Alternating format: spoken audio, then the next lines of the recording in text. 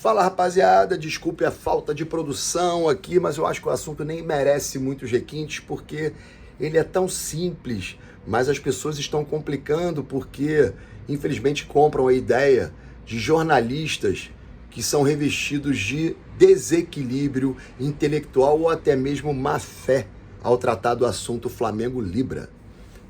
Vamos lá, criando aqui uma rápida linha do tempo. O Flamengo, na época, presidido pelo Rodolfo Landim, assinou um documento em setembro do ano passado em que tratava dos termos da Libra, porém de maneira não específica a respeito da distribuição das cotas. E isso foi questionado agora pelo novo presidente BAP, com toda razão, e a própria Libra entendeu e remarcou uma nova assembleia para poder tratar sobre o assunto. E nessa assembleia não teve acordo. O Flamengo, o Walter Donda não concordaram e aí o Flamengo teve que recorrer à justiça, com toda razão, e ganhou. Não foi o Flamengo, foi a justiça que decidiu. Entendeu? Ah, mas o Flamengo, ele acha que ele é o maior de todos. Não, o Flamengo não acha. O Flamengo tem certeza e eu também tenho certeza. Não é porque eu sou Flamengo, não. É porque o Flamengo dá mais ibope, caralho. A gente vive no mundo capitalista. Então, manda quem tem dinheiro ou quem dá dinheiro nesse caso. Então, quem dá mais ibope? Ah, então, a mandatária lá do Palmeiras, né? Então que o Flamengo jogue contra ele mesmo. Meu amigo, o Flamengo jogou Mundial aqui no Maracanã, Sub-20. Deu mais audiência que Palmeiras e Corinthians. Porra, Brad, quer mais que eu fale mais sobre isso? Então isso aí eu acho que não cabe nem discussão, certo? Então o que está se levantando é o documento assinado pelo Landim, que ficou claro que não foi especificado, né? Todo detalhado a respeito da distribuição de cotas.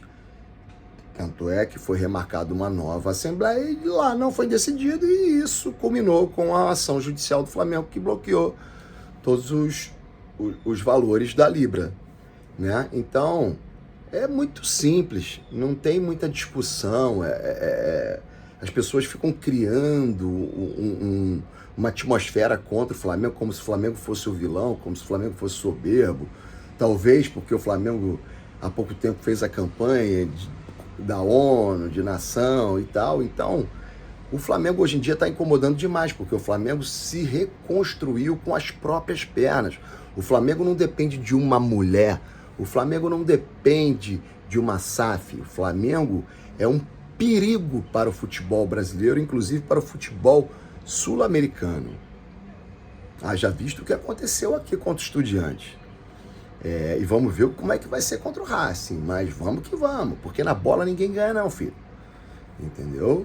Então, procurem se informar. Nunca entrem num debate sem ter total conhecimento sobre a causa. Isso é o pior defeito que você pode ter.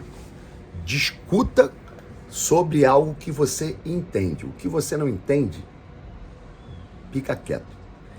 Então, eu, como flamenguista, o meu canal não é grande, estou engatinhando, mas graças a Deus eu tenho voz e eu vou defender o Flamengo e vou defender causas justas, como já falei sobre outros clubes aqui também. Então me sinto completamente confortável.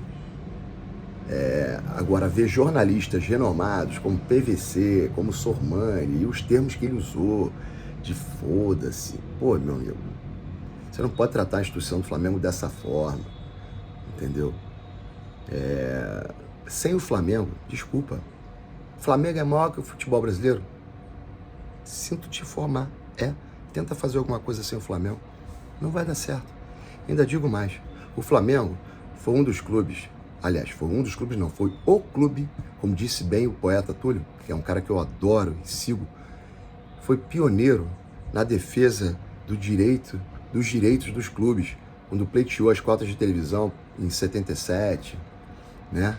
E outra coisa, essas ligas em paralelo à CBF, eu não aconselharia o Flamengo a embarcar, não. Por quê? Porque o Flamengo embarcou na Copa União de 87, que os clubes todos assinaram, né? E de repente a CBF interveio falando que ia ter que haver um cruzamento de módulo amarelo para o módulo verde, todo mundo da Copa União falou que não ia jogar, não ia ter cruzamento. O Flamengo foi lá, realmente não teve cruzamento, ganhou do Inter na final e foi declarado campeão brasileiro, e hoje é questionado, tem um asterisco dado. Então, meu irmão, sai fora dessa parada aí. Nada que não for interessante para o Flamengo, como bem disse o presidente BAP, não assina. Mantenha a posição e deixa a justiça decidir. Como não apresentaram documentos que está especificado o detalhamento da distribuição de cotas, mantenha essa posição. Enquanto não for favorável para o Flamengo, não assine. Essa hipocrisia que existe, por que eu digo hipocrisia? Porque quando é o campeonato estadual, ninguém questiona por que o Mirassol recebe menos que o Palmeiras, que o Bragantino, que o Paulista, sei lá, os outros times de lá, entendeu? Série B, idem. Agora, quando mexe com o Flamengo, parece que, né, cria uma outra repercussão. Então, caga pra essa galera.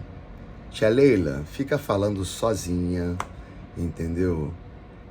Eu sei que você já sofreu um baque no contrato da Adidas, porque a Adidas pagou muito mais pro Flamengo. Isso é um indício de como o Flamengo é maior do que o seu time, e não só maior do que o seu time, maior do que todos os times do Brasil. O patrocínio da Betano também demonstra muito isso. Ouvi muita indignação de torcedores do Fluminense, mas vocês querem brigar com a realidade. Ah, Rodrigo, você está sendo soberbo. Não, cara, eu não estou sendo soberbo, eu estou sendo realista. Porra, tenta entender a realidade dos fatos, entendeu? Não vivam em mundo paralelo. O Flamengo tem que receber mais, sim, e isso não foi detalhado e assinado. E enquanto isso não acontecer, não tem o que se fazer, ok? Querem criar alguma coisa sem o Flamengo? Criem, porque o destino de vocês é a falência, porque sem o Flamengo, o futebol brasileiro não vive.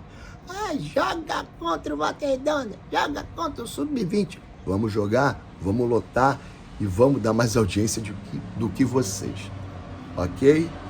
Beleza, rapaziada, eu nem queria muito falar sobre o depoimento do nosso nobre Lácio Ormani, que foda-se, falou isso para 50 milhões de torcedores, mas eu não vou retrucar, não. Eu peço que Deus toque o coração deste sujeito, que eu vejo que é um cidadão amargurado, de mal com a vida, e que já está na sua etapa final. Já era para ter aprendido muita coisa, mas infelizmente não aprendeu. Então, fiquem com Deus, que Deus abençoe o dia de vocês e, é claro, segue o papo.